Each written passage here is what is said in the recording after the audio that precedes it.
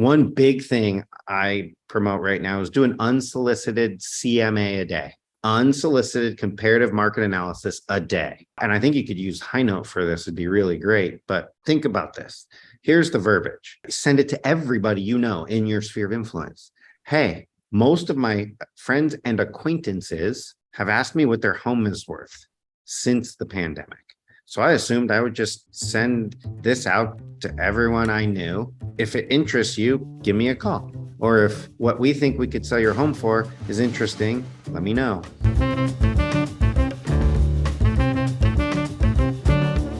I'm curious how many people here audit their time on a quarterly basis. Like, if you were to take, I try to do this on a quarterly basis, right? I try to track my time just on a sheet of paper. What am I doing every half an hour for about a week, right? And then I have this thing on my wall. It's called the 80-20 power grid. Happy to give everybody a copy. But it identifies negative $100 an hour tasks, $1 an hour tasks, or $0 an hour tasks, $10 an hour, $100 an hour, $1,000 an hour, $10,000 an hour, and $100,000 an hour tasks, right? So there's examples of each one of those. And the first time I did it, I didn't realize I was doing like $100 per hour, $10 an hour, and like $0 an hour types of tasks, right? I was wondering why I wasn't getting to where I was at. And we all know and hear of people who make millions of dollars a year, right? And it's like, well, what are they doing different? And I think it's that energy focused on the caliber of those types of tasks. So to give somebody an example, right? Like running errands, mowing lawns, cooking meals, right? Editing your website, like these are like $10 an hour types of tasks, right? You move up to the $1,000 an hour, right? Negotiating with prospects, building sales opportunities and funnels, things like that. Planning your day out for the week ahead of time, right? So you have everything in order. Moving up to like $10,000 an hour tasks, right? Cutting costs, improving your products and offers, right? And offerings, right? And then we move up to like $100,000 an hour tasks, right? Like what the biggest CEOs in the country make, right?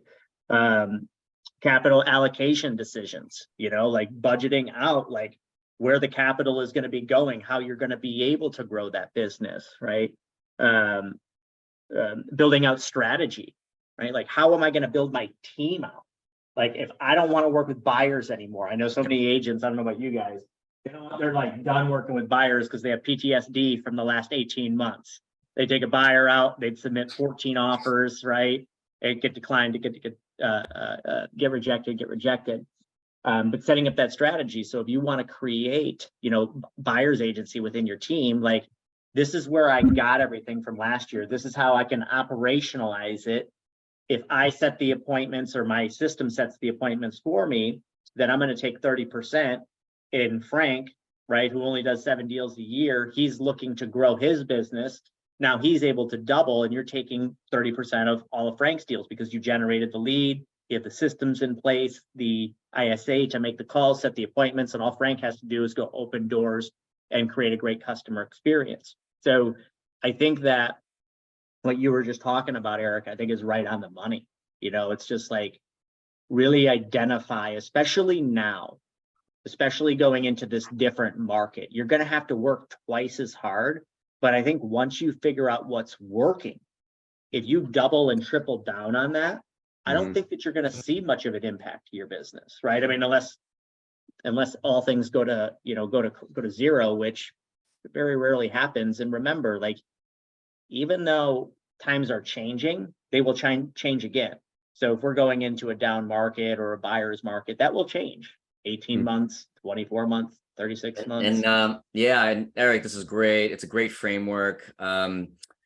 We used to teach the agents the 4 quadrants of activities, where you have the urgent, important activities, the not urgent, they're not urgent, important activities, and then the converse, right? The urgent, not important, and then the not urgent, not important, like watching TV, right? Right. Scrolling through your social. Right. Most agents work in the urgent, not important, right? I'm sorry, urgent and important. Sorry. It's like immediately pick up a phone call. You have to run, do an appointment, etc. And so you're so busy, but you're not doing the things that build you long-term business, right? For us, and I'm just going to share this because it might be helpful for others. For us, open houses when we were agents were not an option. Like you had to do an open house. Everyone Right. did an open house.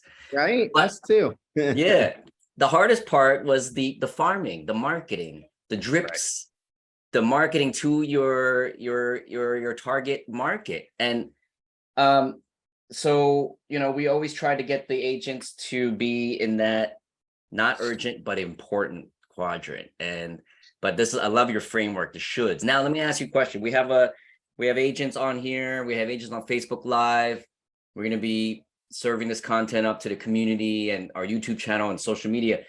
It's January, and what do you think agents and people listening should be working on now, today, before the season starts? What are the typical activities they should be planning? Because now they're not busy, right? The calls aren't happening just because of the season.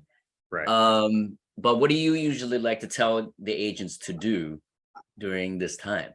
I'm a believer, traditionally and especially in a market shift, that you're going to find your next transaction in your sphere of influence. There will be a life event in the people you know. Someone will have to downsize. Millions of baby boomers will be downsized. Someone's going to have a death, a divorce, a baby, a job transfer, and your sphere knows 7 other real estate agents. So what I would be doing right now is a ton of sphere marketing, top of mind awareness, and repetitive engagement, right? So repetitive engagement is going to beat out your competition, and you can do, so I would be spending a little money on direct mail, but good direct mail, like great messages. I'd be spending 20 minutes a day liking and commenting and sincerely on Facebook and Instagram, because easiest, freest newsletter in the world. I mean, if your past clients go to Maui and they're on the beach and you say, oh my gosh, everyone looks so amazing. I hope you're having a great trip. I can't believe how big the kids have got. Hope we see you soon. What's good direct mail? What would you say? Direct mail, good direct mail is a strategic message, right? So I might get a list in a neighborhood. I might take a look at my sphere of influence and identify all the baby boomers and send a postcard that says smaller homes, bigger vacations. Like we have one on Break the Broker. It's a small home and then a picture of the Eiffel Tower. And then it just says, at some point, maybe downsizing would be a good, at some time in your life, downsizing would be good. The message is really important. Is it valuable to the person receiving it, right? Whether you're rather doing than a just listed card or something like that. Look, we have just listed on Break Your Broker. I'm telling you, I wouldn't do it. I would send something out that had, some message of value to them. Is valuable. Yeah. So like we're working on an automated new direct mail newsletter campaign, and the content has to be amazing. Like we're writing, it's going to be flyer, 11 by 17 mailable flyer, and it's going to have 2 articles, fun stuff like, did you create a pet evacuation plan yet? Just great stuff to engage your audience. But not just direct mail. So I'd love to see you send the people need to see you tangibly in their mailbox. They need to see you on their social. They need to hear you on the phone. They need to see you in a text message. One big thing I promote right now is do an unsolicited CMA a day, unsolicited comparative market analysis a day. And why? And I think you could use HighNote for this. It'd be really great. But think about this. Here's the verbiage. And I send it to everybody in your sphere of influence. Hey, most of my friends and acquaintances have asked me what their home is worth since the pandemic. So I assumed I would just send this out to everyone I knew. If you're if it interests you, give me a call. Or if what we think we could sell your home for is interesting, let me know. My wife was doing this and oh my gosh, the phone calls coming in. No way, I would hear it. She's bilingual and they speak Spanish and they always speak loud on the phone. And so I could hear it and I could hear her friend be like, no way, there is no way our home is still worth that. And she's like, yeah, it is. So the idea is an unsolicited comparative market analysis a day. The conversations that will bring to a soccer friend, a parent in the class, your past coworkers, your neighbors, your past clients, and you just send it out.